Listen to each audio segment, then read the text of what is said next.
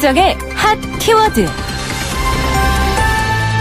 가장 뜨겁고 궁금한 국제 이슈를 분석하는 시간입니다. 문희정 국제정치평론가 전화로 연결합니다. 평론가님 안녕하세요.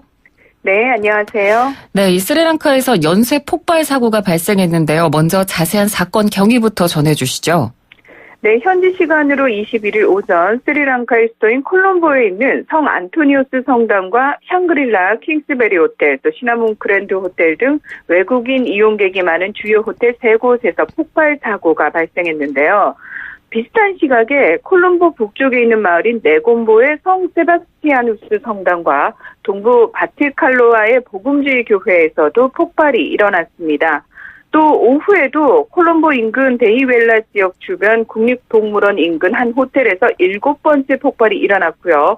콜롬보 북부 교회에서 8번째 폭발이 발생했는데요. 아직까지 폭발 원인과 사용된 물질 등은 확인되지 않았고 폭발을 주도한 곳이 어디인지 또 배후를 자처하는 단체도 명확하지 않은 상황입니다. 현지 경찰에 따르면 네곰보의 카톨릭 교회에서만 60명 이상이 숨진 것으로 알려졌는데요. 현재까지 이번 연쇄 폭발로 최소 228명이 숨지고 450여 명이 다친 것으로 나타났습니다. 네, 이 현지 경찰이 가능성을 열어두고 수사를 하는 단체는 있습니까?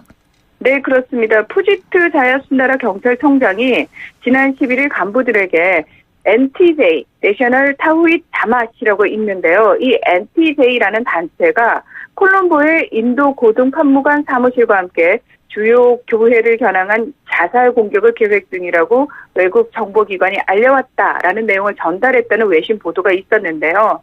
이 NTJ라는 단체는 불상 등을 훼손하는 사건으로 지난해부터 주목받기 시작한 스리랑카의 무슬림 과격 단체라고 합니다. 8건의 폭발 중 2건은 자살 폭탄 테러였는데요.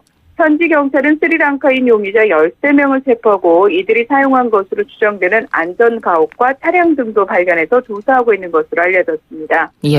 스리랑카는 종교적 갈등이 꽤 심각한 편에 속하는 나라여서 이 폭발 사고를 계기로 또 보복 테러라든지 혼란이 가중되는 것을 막기 위해서 스리랑카 정부가 통행 금지령과 휴교령을 발령하고 잘못된 정보와 소문을 막기 위해서라는 명분으로 페이스북과 왓츠앱 등 주요 소셜미디어와 메신저를 차단했다 이렇게 밝혔습니다. 네, 이 스리랑카라는 나라가 이런 테러 사건이 자주 발생하는 곳입니까?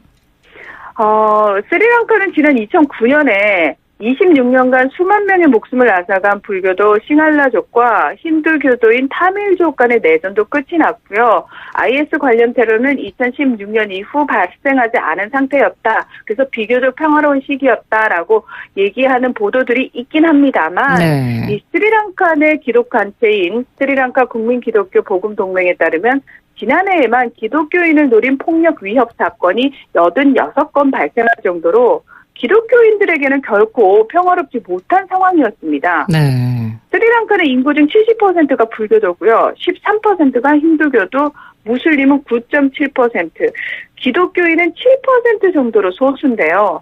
아일랜드의 기독교인 보호단체인 처치 인 체인스는 스리랑카 내 기독교 박해 행위가 지난 2012년부터 꾸준히 증가해왔다고 주장하고 있습니다. 그러니까 이 시기부터 불교 민족주의자 단체들의 세가 강해지면서 기독교를 단합하려는 움직임이 거세졌다는 건데요. 네. 이 스리랑카 국민기독교 복음동맹 측은 기독교 탄압 사건이 2015년에는 90건, 그리고 2017년에는 이보다 많은 93건이 발생했다. 이렇게 밝히기도 했습니다. 네. 스리랑카에서 그러면 이렇게 종교 갈등이 심각해진 이유가 어디에 있을까요? 역사적으로 좀 살펴봐야 될 필요가 있는데요. 예. 1505년에 시작돼서 1948년 영국 자치령으로 독립할 때까지 무려 440년이 넘는 스리랑카의 식민 지배 역사와 관련이 있습니다. 네. 스리랑카는 포르투갈, 네덜란드, 영국의 식민을 이렇게 차례로 받게 되는데 문제는 이 식민 지배를 받는 과정에서 원래 국민 대다수가 아주 오랫동안 믿고 있던 테라와다 불교가 크게 박해를 당하게 된다라는 겁니다. 예. 어느 정도였냐면 포르투갈은 가톨릭으로 개종하지 않으면 죽음이다. 이런 극단적인 선택을 강요를 했다 하고요. 네덜란드가 식민 지배를 할 당시에는 불교도의 관직과 농토 소유권을 법적으로 제한하고요. 공식적인 문서 접수는 무조건 교회로 다니라 했고, 그리고 불교 사원을 파괴하는 것은 물론이고요. 승려들을 아주 잔혹하게 살해를 했다고 합니다. 당연히 그 사원 소유의 토지와 재산은 몰수를 했겠죠. 이러면서 개종을 강요하는 무력적인 선교를 지속하면서 불교를 단합한 것으로 알려졌는데요. 이후 들어온 영국 같은 경우에는 교회에서 행한 결혼만을 법적으로 인정하고요.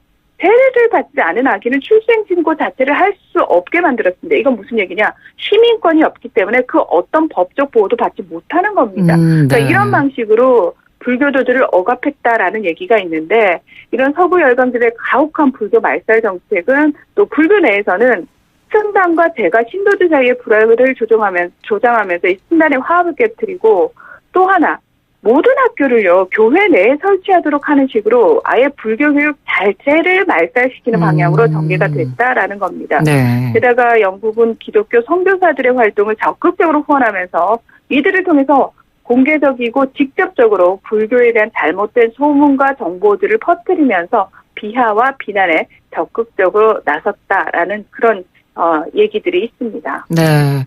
그 역사를 돌아보니까 이렇게 오랜 식민 지배의 이런 아픈 역사가 지금까지도 청산되지 못한 상황이다. 이런 부분을 알 수가 있겠네요. 그렇습니다. 앞서서도 여러 번 이 시간에 영국을 비롯한 서구 열강들이 자신의 식민 지배를 수월하게 하기 위해서 이간질과 차별 정책을 의도적으로 시행했다고 말씀드렸었는데요. 예. 스리랑카의 경우 종교를 이용한 가장 악랄한 탄압과 차별 정책이 400년 넘게 진행됐었고, 그에 비해서 독립을 한 시간은 겨우 70년 정도에 지나지 않기 때문에 아직 그 갈등이 봉합되고 상처가 회복되려면 좀 더 시간이 필요한 것이 현실입니다. 이 포르투갈의 경우 가톨릭으로 개종을 한 사람들에게 명예와 경제적인 부를 보장해주면서 이들을 사회적인 특권층으로 만드는 방식으로 국민들을 갈라놨는데요. 네. 영국도 불교도인 싱할라족을 탄압하기 위해서 또 힌두교도인 타밀족을 우대하는 차별 정책을 시행하기도 했습니다. 문제는 독립 후에 국민들의 70%를 차지하는 불교도들이 그동안 자신들을 억압했던 힌두교도들과 기독교인들에 대한 전방위적인 보복을 자행하고 있다는 건데요.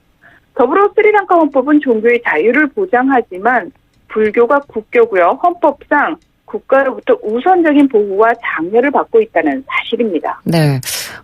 이런 국민들의 역사적 감정이야 어쩔 수 없는 부분이 있고 또 해결하기가 당장은 어렵지만 그래도 이 정부 차원에서 이렇게 대립이 오랫동안 이어지고 시민들의 피해가 발생한다면 어떤 좀 노력이 보여야 되는 거 아닐까요? 네, 상식적으로는 그런데 예. 현실적으로는 그렇지 못했습니다. 이 스리랑카의 독립을 주도하던 이들이 주로 싱할라족, 그러니까 불교도이다 보니까 자연스럽게 독립 후에는 그동안 파괴되고 소외당했던 불교의 부흥과 싱할라족의 민족적 재건이 최우선 과제가 될 수밖에 없었는데요.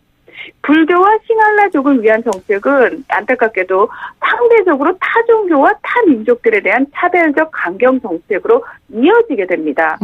이 독립 당시 싱할라, 타밀, 무슬림 등 각 민족과 종교를 대표하는 정당들이 있었음에도 영어를 사용하는 엘리트 집단인 통일국민당이 정권을 장악하게 되는데요. 이 통일국민당은 옹건 싱할라족 그리고 불교도, 우파 옹건 이슬람 교도들의 지지를 기반으로 1946년 9월 서구화된 스리랑카 상류층이 모여 결성이 됐습니다. 네.